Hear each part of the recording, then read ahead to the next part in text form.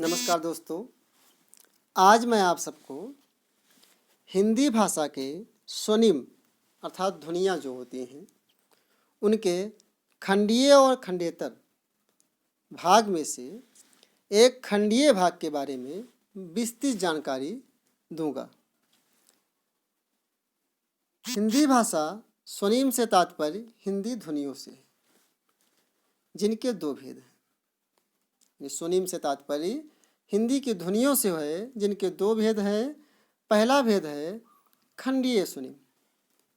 खंडीय स्वनिम का आशय उन ध्वनियों से है जिनमें खंड या परिवर्तन किया जा सकता है। हिंदी के संपूर्ण स्वर और व्यंजन खंडीय स्वनिम के अंतर्गत आते हैं। हिंदी भाषा के जितने भी स्वर और व्यंजन हैं सब के सब खंडीय स्वनिम के अंतर्गत आते हैं। दूसरा है खंडेतर स्वनिम।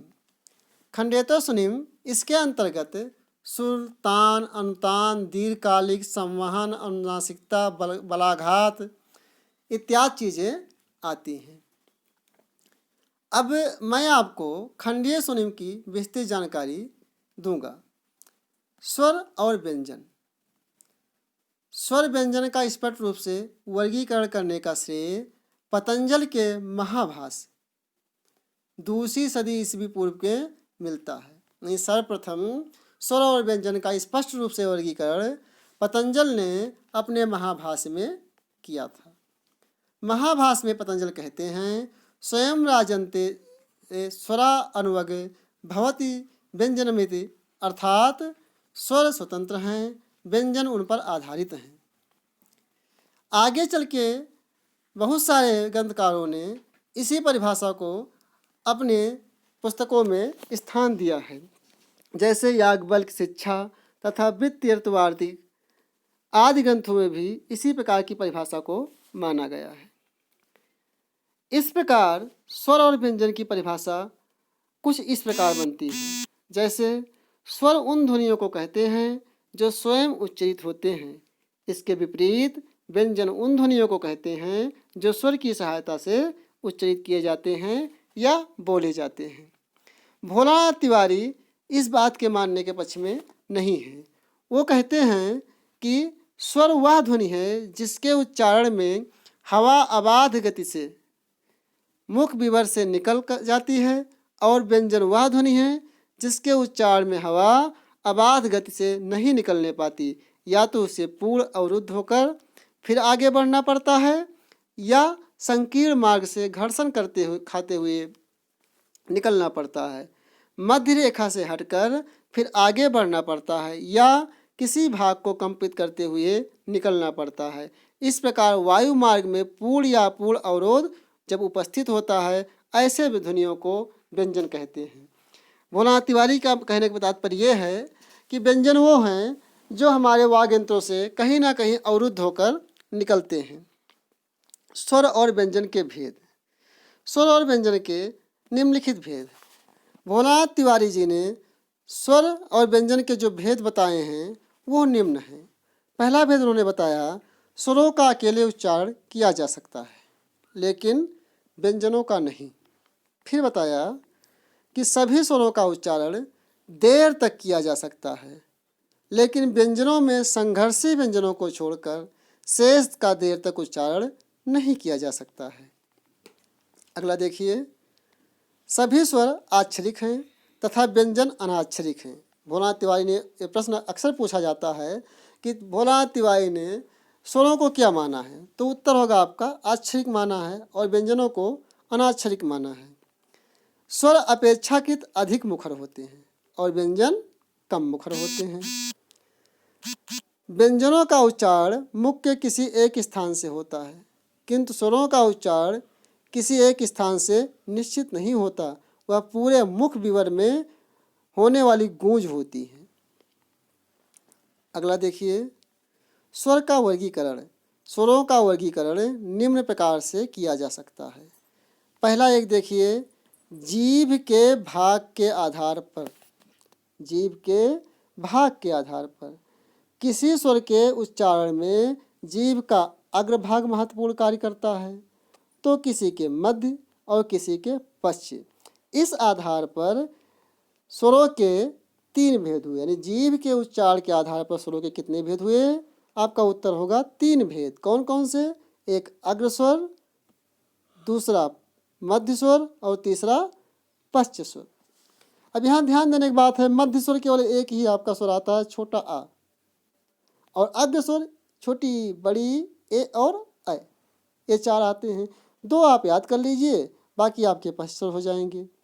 आ मध्य स्वर है, ई ए ऐ ये आपके अग्र स्वर हैं। और भोला तिवारी ने बड़ा आ को भी मध्य स्वर माना है। भोलानाथ तिवारी जी बड़ा आ को मध्य स्वर के अंतर्गत रखते हैं। अगर प्रश्न पूछा जाए कि भोलानाथ तिवारी के अनुसार बड़ा आ कैसा स्वर है, तो आपका उत्तर होगा मध्य स्वर। अगला होगा आपका जीभ के व्यवहारित भाग की स्थिति के आधार पर। अब देखिए, जीभ का कोई भाग, चाहे वह अग्र हो, चाहे मध्य हो और चाहे पश्च हो, जब तालु के काफी पास चला जाता है, मतलब जो व्यवहार करती है जीभ हमारी, तो उसे संवृत, यानी जब ताल को लगभग छूने लगे जिस वर्णों के उच्चारण से, तो उस वर्ण को कहते हैं संवृत। जब बिल्कुल नीचे रहे तो विवृत। जब जीभ संवृत के पास हो, यानी ताल को छूने वाली से और थोड़ा नीचे हो, तो यह हो जाएगा अर्ध संवृत। और जब जीभ का कोई भाग जो है विवृत के पास हो लेकिन विवृत ना हो, ऐसे अर्थ में विवृत होगा। क्या अर्थ निकला? कि जीभ का कोई भी भाग, वो चाहे अग्र भाग हो, चाहे पश्च भाग हो, चाहे मध्य भाग हो, अगर ताल तक छूने को पहुंचता है तो संवृत हो जाएगा। अगर नीचे ही रह जाता है, जीभ नहीं उड़ती है, तो विवृत हो जाएगा। ताल तो छूने से मतलब और थोड़ा मतलब उठता है लेकिन कम उठता है, तो अर्ध संवृत। और मतलब उस कब नीचे रहता है तो विवृत। इस प्रकार जीभ के व्यवहार के आधार पर स्वरों के 4 भेद होते हैं। कौन कौन से? ऊपर बता चुके हैं आपको। संवृत स्वर, अर्ध संवृत स्वर, विवृत स्वर और अर्धविवृत स्वर। आपने क्या देखा? जीभ के भाग के आधार पर जो था वो था अग्र स्वर, पश्च स्वर और मध्य स्वर। जीभ के व्यवहार के आधार पर है जो वो संवृत, अर्धसंवृत और विवृत, अर्धविवृत। संवृत में ई उ आएंगे, यानी छोटी बड़ी, छोटा ऊ बड़ा ऊ, ये आपके संवृत हो जाएंगे। अर्धसंवृत में ए और ओ आएंगे। विवृत में आ आएंगे, आ बोलेंगे आप, कहीं जीभ नहीं उठती है आपकी, ठीक है। और अब ये जो बड़ा है इससे छोटा पढ़िएगा आप लोग। बड़ा है नहीं, यहाँ पर जो है बड़ा है इसे आप छोटा पढ़िएगा, ठीक। अर्धविवृत में ए छोटा आ और इंग्लिश वाला जो आ होता है ए आएगा, ठीक। फिर से ध्यान लीजिए, अर्धविवृत में ऐ और ये जो बड़ा आ लिखा है मिसप्रिंट होगा, यहाँ छोटा आ होना चाहिए। छोटा आ और इंग्लिश वाला जो आ है ओ। ओष्ठ की स्थिति के आधार पर, अब ओठ की स्थिति के आधार पर वृत्ताकार करके जिन स्वरों को बोला जाए, उच्चार हो, उन्हें वृत्तमुखी, और जिनका उच्चार ओठ की वृत्ताकार ना हो वह अवृत्तमुखी, यानी 2 हैं। ओठ के आधार पर मुख्य भेद क्या हैं? 2 हैं। वृत्तमुखी, जिनके उच्चार से स्वर का वृत्ताकार हमारे ओठ वृत्ताकार हो जाते हों। अवृत्तमुखी, जिनके उच्चार से हमारे ओठ वृत्ताकार ना होते हों। अब वृत्तमुखी में देखिए आप, वृत्तमुखी में होंगे आपके छोटा ऊ, बड़ा ऊ, ओ आ, ऊ ओ आ। इसको जब भी बोल रहे हैं आपके मुख में गोलाकार बनता है, ओठ आपका गोलाकार होता है। अवृत्तमुखी में आ ई ए ऐ। इनके सिवा अन्य भी भेद हैं, इनके यहाँ 2 हटा दीजिएगा। इनके सिवा अन्य भेद भी इनके हैं। कौन कौन से? देखिए, पूर्णवृत्तमुखी आ होता है। अल्पवृत्तमुखी इंग्लिश वाला बड़ा आ होता है। उदासीन, छोटा आ को उदासीन भी कहते हैं। और पूर्ण विस्तृत इसे बड़ा आ कहते हैं। ठीक, फिर देखिए मात्रा के आधार पर हिंदी स्वरों के दो भेद हैं। कितने? दो, एक लघु स्वर और दूसरा दीर्घ स्वर। अगर प्रश्न पूछा जाए कि मात्रा के आधार पर हिंदी स्वरों के कितने भेद हैं, आपका उत्तर होगा दो भेद हैं, लघु और दीर्घ। लघु में छोटा आ, छोटी, छोटा ऊ, री और चंद्रबिंदु, यही 5 लघु आते हैं आपके। जबकि चंद्रबिंदु स्वर नहीं है, स्वर पूछा जाएगा तो छोटा आ, छोटी, छोटा ऊ और री को आप क्या कहेंगे कि लघु स्वर हैं। दीर्घ स्वर में जो बचे वो सारे दीर्घ हो जाएंगे क्या। ठीक है, उसे याद करने की जरूरत ही नहीं है, आप ये याद कीजिए छोटा छोटी, छोटा और डी ये लघु स्वर हैं, शेष सारे दीर्घ या दीर्घ स्वर हैं। फिर देखिए कौवे की स्थिति के आधार पर, कौवा जिसे आप अलजीवा कहते हैं जो गले के पास होता है आपके, उसके स्थिति के आधार पर स्वर के दो भेद होते हैं। एक मौखिक, जिसके उच्चारण के समय कौवा ऊपर उठकर नासिका को बंद कर दे, यानी जो नासिका की छेद होता है, नासिका का छिद्र होता है, उसे उठकर कौवा बंद कर दे। अगर आपका अलजीवा बंद कर लेता है उस छेद को, तो उसे क्या कहते हैं, ऐसे स्वरों को मौखिक स्वर कहते हैं या ऐसे कहते हैं। ठीक, और जिनके उच्चारण पर कौवा उठे, मतलब लेकिन इतना ना उठे, जिनके उच्चारण पर कौवा क्या होता है, बीच में लटका रहता है और कुछ वायु नासिका विवर में रहती है।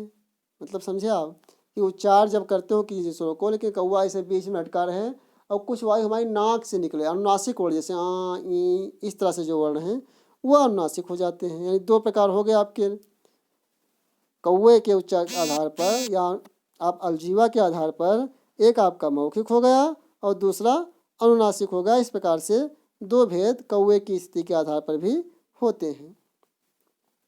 अगला देखिए जीव के चल अचल के आधार पर, इसके आधार पर भी दो स्वर होते हैं। स्वरों के प्रकार जीव के चल और अचल के आधार पर स्वरों के प्रकार दो होते हैं, एक मूल स्वर और दूसरा संयुक्त स्वर। जिन, यहाँ जिन होना चाहिए, जिन स्वरों के उच्चारण में जीव अचल अर्थात एक ही स्थिति में रहती है वह मूल स्वर कहलाते हैं। ठीक, जिन स्वरों के उच्चारण में जीभ चले ना, जैसे आ ई उ, आ ई उ, आपकी जीभ रुकी हुई है तो वो मूल स्वर कहलाते हैं। संयुक्त स्वर वो होते हैं जो स्वरों से मिलकर बनते हैं, जैसे ए ऐ ओ औ, 4 जो आपके संयुक्त स्वर हैं। आ और ई मिलाकर ए बनता है, आ और ए से ऐ बनता है, यहाँ ऐ कर लीजिएगा, ऐ बनता है। आ और उ से ओ बनता है और आ और ओ से औ बनता है। इस तरह आपके 4 हिंदी के संयुक्त स्वर होते हैं। फिर देखिए व्यंजनों का वर्गीकरण, हिंदी में मूल व्यंजन वर्णों की संख्या कुल 33 है। छा, त्रा, ज्ञा और स्रा ये मूल व्यंजन नहीं हैं, अपितु संयुक्त व्यंजन हैं, 2 व्यंजनों के योग से बनते हैं। ड़ा और ढ़ा द्विगुण व्यंजन कहलाते हैं। ठीक, द्विगुण इसे सही से पढ़ लीजिएगा, द्विगुण व्यंजन कहलाते हैं। इन्हें उच्छिप्त व्यंजन भी कहा जाता है। इस तरह परंपरागत संस्कृत से प्राप्त हिंदी में व्यंजनों की संख्या कुल 33 है, परंतु द्विगुण व्यंजनों को जोड़कर 35 हो जाती है। ठीक, व्यंजन को प्रमुखता 2 भागों में बांटा गया है। यहाँ से ध्यान देकर पढ़िएगा, व्यंजन को प्रमुखता 2 भागों में बांटा गया है, पहला प्रयत्न के आधार पर और दूसरा उच्चारण के आधार पर। अब प्रयत्न के आधार पर पहले आप देख लीजिए, प्रयत्न के आधार पर व्यंजन जो हैं उनके 2 भेद हैं, अभ्यांतर प्रयत्न और बाह्य प्रयत्न। अब आप पहले अभ्यांतर प्रयत्न को समझिए। का से लेकर माँ तक जो आपके 25 वर्ण होते हैं ये आपके आते हैं अभ्यांतर प्रयत्न के अंतर्गत, और इनकी संख्या क्या है 25। का से जो माँ तक है वो स्पर्श व्यंजन कहलाते हैं। का से देखिए यहाँ फिर से, का से का खा गंगा चाचा जाइया, टाठा डाड़ा, ताथा दधना, पा फा बा मा। यानी ये जो 25 आपके हुए ये हुए स्पर्श व्यंजन। ठीक, फिर आगे देखिए या रा लावा, इन्हें अंतस्थ व्यंजन कहा जाता है। शा शा सा सा हा, इन्हें ऊष्म व्यंजन कहा जाता है। या और वा को अर्ध व्यंजन भी अर्ध स्वर बेटा अर्ध स्वर भी माना जाता है। या और वा को। रा जो है आपका लुंठित या प्रकंपित कहा जाता है। ला को पार्श्विक कहते हैं। इमं गणनम जो आपका है अंगा इया रा ना और ये माँ होना चाहिए माँ, ये जो हैं अनुनासिक हैं। ठीक, भोलानाथ तिवारी ने या वा और हा 3 व्यंजनों को अर्धस्वर माना। कितने को? या वा और हा। अगर भोलानाथ तिवारी के अनुसार प्रश्न पूछा जाता है कि भोलानाथ तिवारी ने कितने व्यंजनों को अर्धस्वर माना है, तो आपका उत्तर होगा 3। कौन कौन से? या वा और हा को। तीनों वर्णों को अर्धस्वर इन्होंने माना है। तथा वासुदेव नंदन ने चारों अंतस्थ को अर्धस्वर माना, यानी या रा ला और वा को चारों को अर्धस्वर मानते हैं। परीक्षा की दृष्टि से या और वा अर्धस्वर माने जाते हैं, रा प्रकंपित या लुंठित माना जाता है और ला पार्श्विक माना जाता है। इसको आप ध्यान दीजिएगा। अगला है बाह्य प्रयत्न। अब बाह्य प्रयत्न के आधार पर वर्णों के 4 भेद हैं, घोष, अघोष, अल्पप्राण, महाप्राण। अगर पहले ये भी प्रश्न बन सकता है कि आखिर घोष, अघोष, अल्पप्राण, महाप्राण किस प्रयत्न के आधार पर आपको उत्तर मिलेगा? बाह्य प्रयत्न के आधार पर। घोष देखिए आप, जिन वर्णों के उच्चारण में केवल घोष नाद का उपयोग होता है, अर्थात स्वर तंत्रियों में कंपन होता है, घोष वर्ण कहलाते हैं। संपूर्ण स्वर, सारे स्वर जो हैं हमारे वो घोष हैं। और व्यंजन वर्णों में प्रत्येक वर्ग का तीसरा, चौथा, पांचवा तथा या रा ला वा वर्ण साथ में हा वर्ण आपका जो है वो घोष है। अब इसे घोष और अघोष की ट्रिक अभी मैं आपको बता दूंगा, कभी नहीं भूलेंगे फिर आप। संसार की लगभग सभी भाषाओं के स्वर घोष होते हैं, ये आप ध्यान लीजिएगा। अपवाद छोड़ दिया जाए अगर, तो संसार की जितनी भी भाषा हैं उनके सारे स्वर जो हैं वो घोष ही होते हैं, केवल हिंदी ही नहीं। फिर आगे देखिए अघोष, जिन वर्णों के उच्चारण में केवल श्वास का उपयोग होता है, नाद का नहीं, अघोष कहलाते हैं।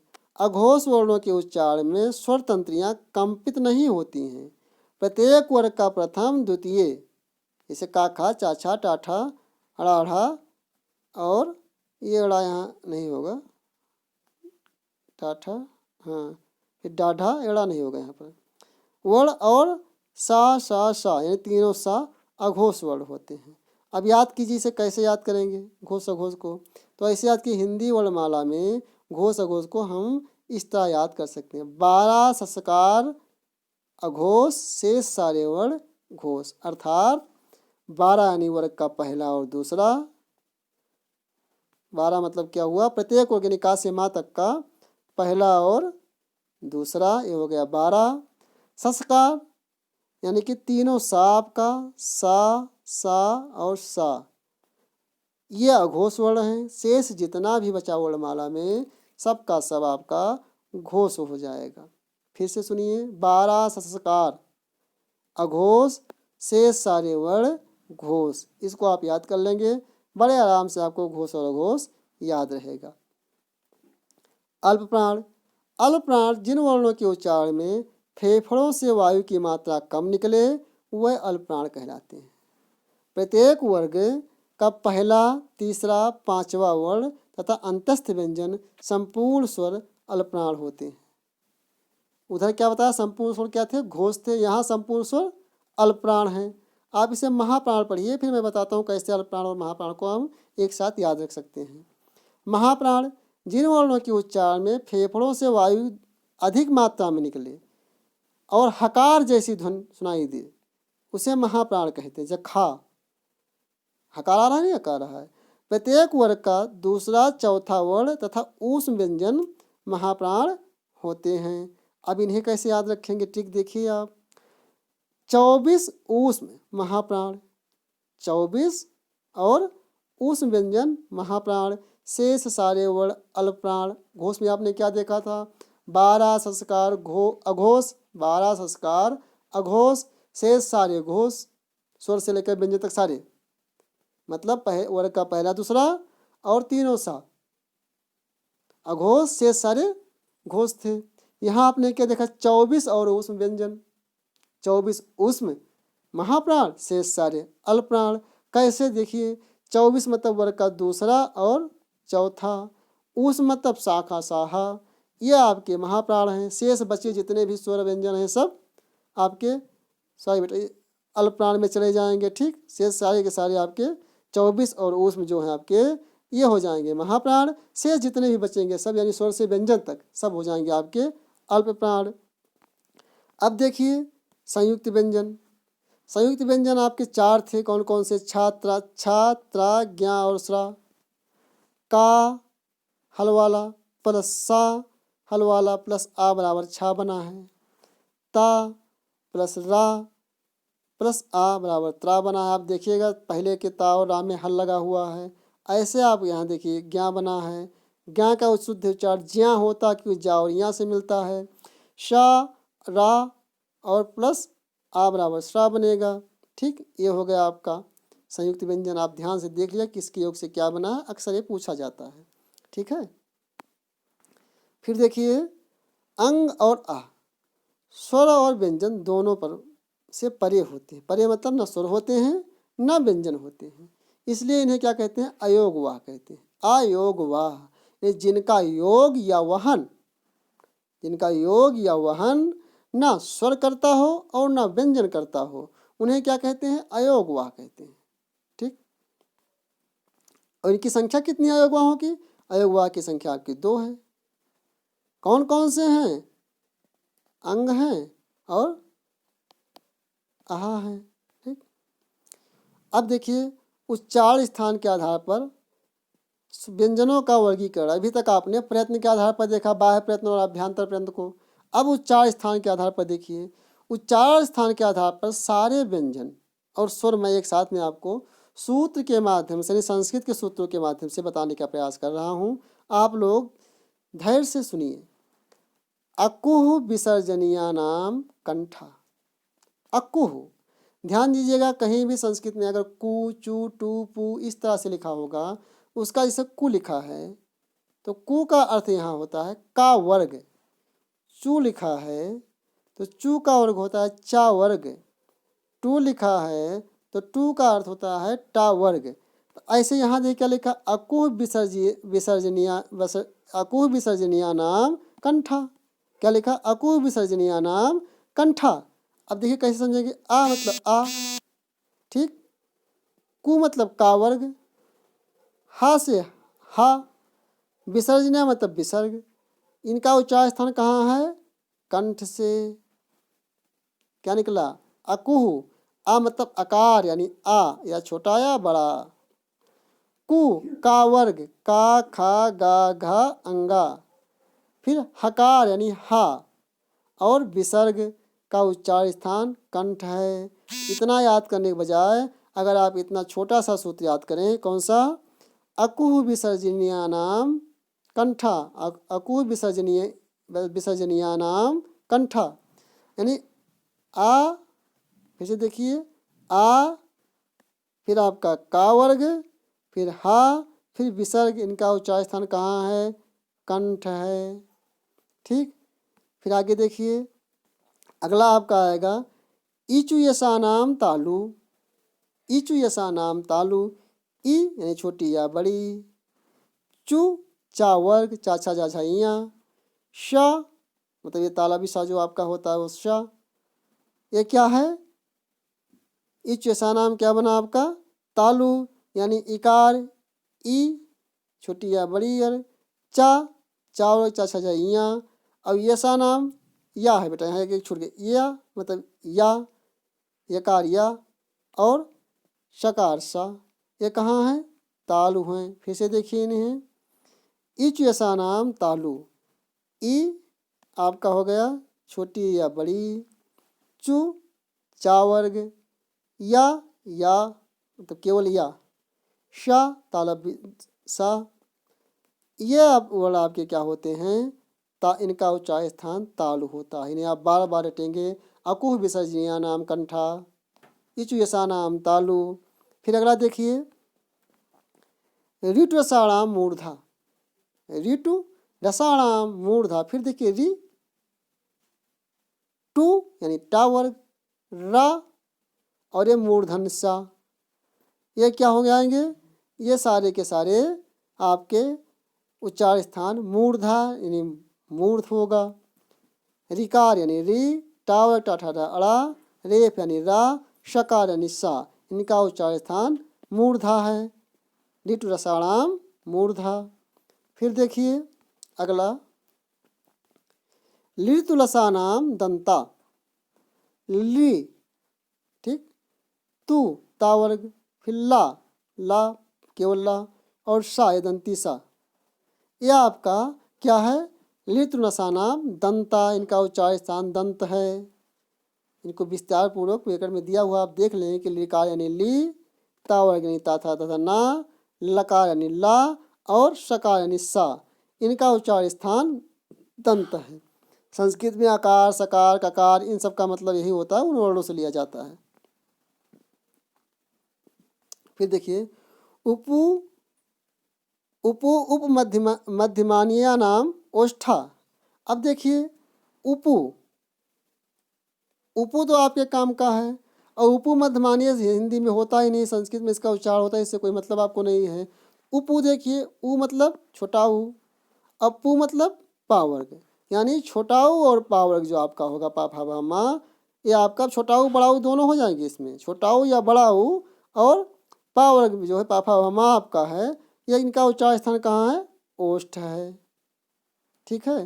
फिर इमं गणना नाम नासिका चा, इमं गणना नाम मतलब अंगा, या, मा, अड़ा, ना, ये जो है नासिका, यानी प्रत्येक वर्ग का पंचमा अक्षर जो है नासिका से बोले, इसको याद करने की जरूरत ही नहीं है। आप माँ बोलते हैं, ना बोलते हैं, अंगा बोलते हैं, सब नाक से बोलते हैं आप, इसलिए नासिका हो जाएगा।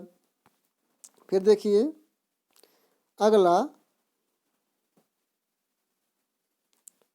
ए दो दैतो कंठ तालु, ए दैतो कंठ तालु, ए और ए और अय आपका जो है इसका उच्चार स्थान कंठ और ताल दोनों से होता है, कंठ ताल होता है। फिर ओ दो तो कंठोष्टम, ओ दो तो कंठोष्टम, ओ और औ इनका उच्चार स्थान कंठ और ओष्ठ दोनों होता है, तो कंठ ओष्ठ हो जाएगा। फिर देखिए वकारस्य दंतोष्ठम, वकारस्य दंतोष्ठम, यानी वकार यानी वा का उच्चार स्थान दंत और ओष्ठ होता है, वकारस्य दंतोष्ठम, वकारस्य दंतोष्ठम, इस तरह आप दो चार बार बोल लीजिए।